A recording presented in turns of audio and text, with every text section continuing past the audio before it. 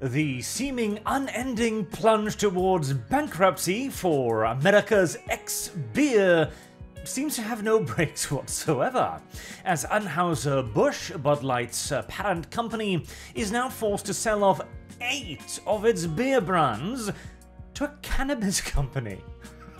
Okie dokie then.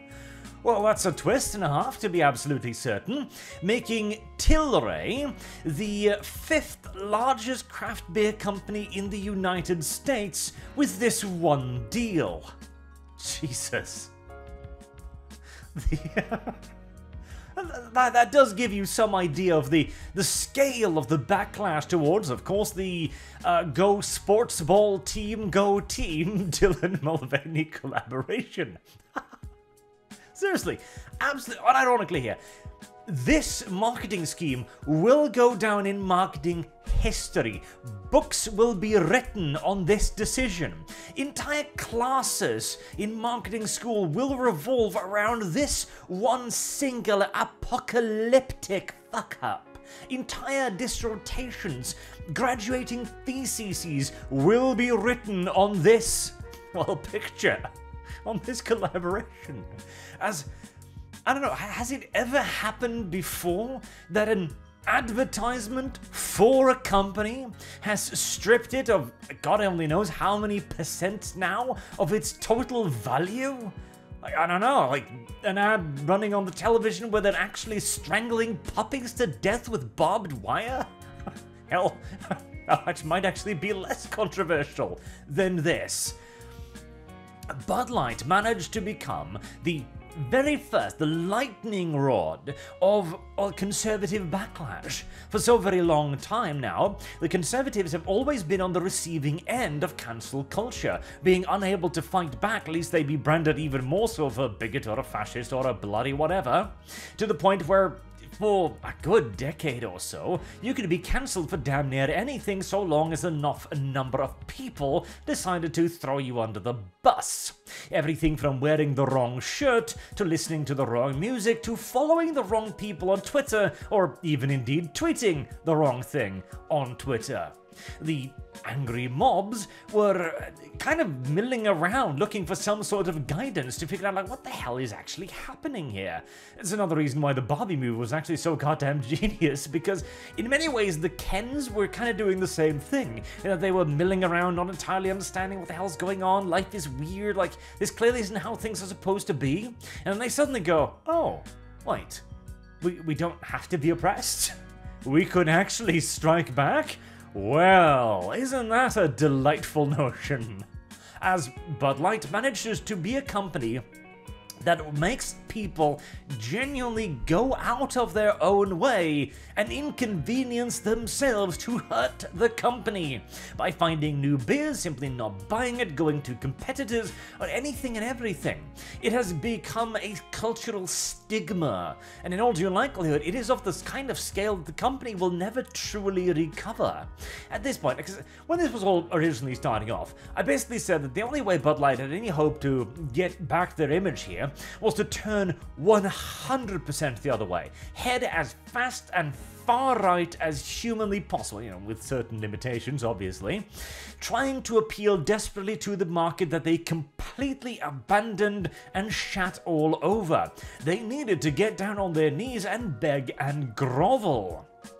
And I really do mean beg and grovel. I mean, hell, they've even been giving away free beer via coupons, and it still isn't enough because they haven't bent the knee. See, here's the thing.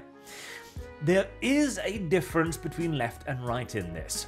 I genuinely do believe that the right will be able and willing to accept a heartfelt, actual, genuine apology. It's going to have to come with an actual turning of the tables, mind you, as well, not simply, oh, right, that was bad for marketing, we apologize.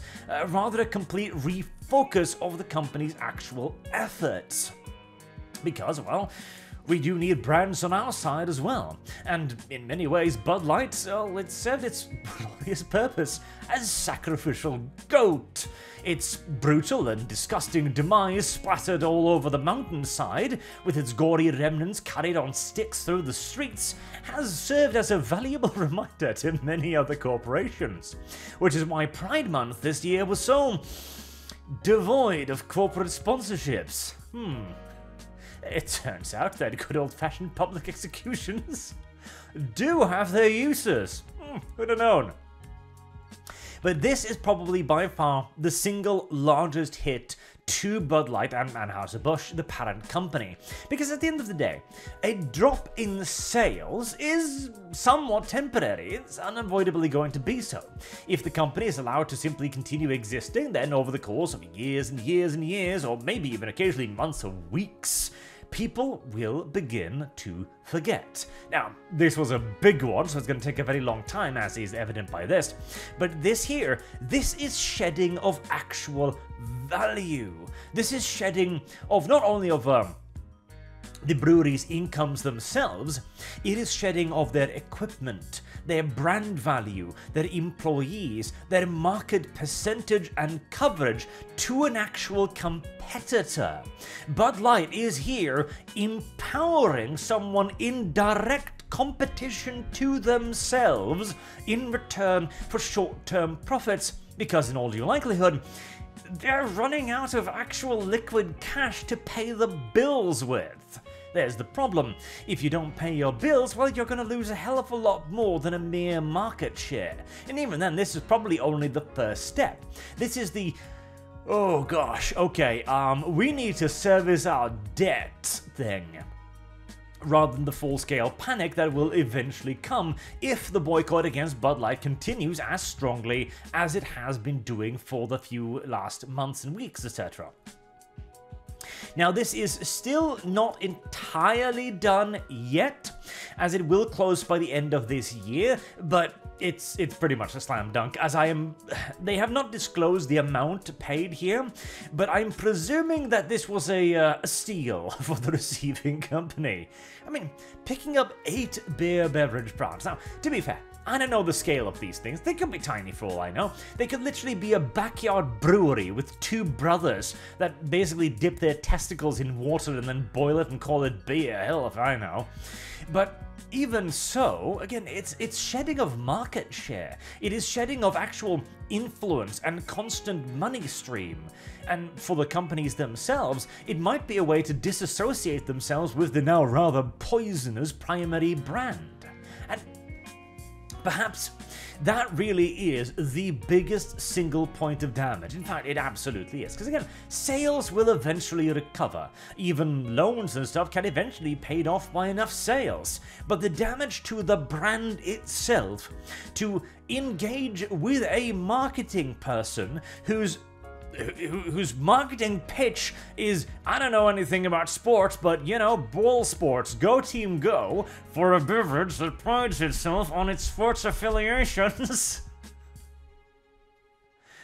It is so hilariously damaging to the brand on so many levels. And the can as well. And here's the thing too. I even feel kind of bad for Dylan Mulvaney here, because, let's be fair, he has received a whole ton of shit over this, a hilarious quantity, and I am sure it has been absolutely stressful.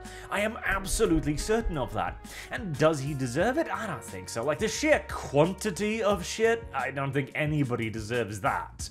You know, unless you've been invading Poland recently, I guess. But anyways, like, this person was contacted by a big company, no doubt offered a lot of money, like, we're gonna put your face on the can. It's like, yay, cool. I was like, I don't really know anything about the stuff you're selling. Will that be okay? And some brainlet marketing person on the other end went like, oh yeah, no, we're contacting you because of your pull with the current popular generation or whatever, not because you have any interest in our actual, you know, core audience or anything.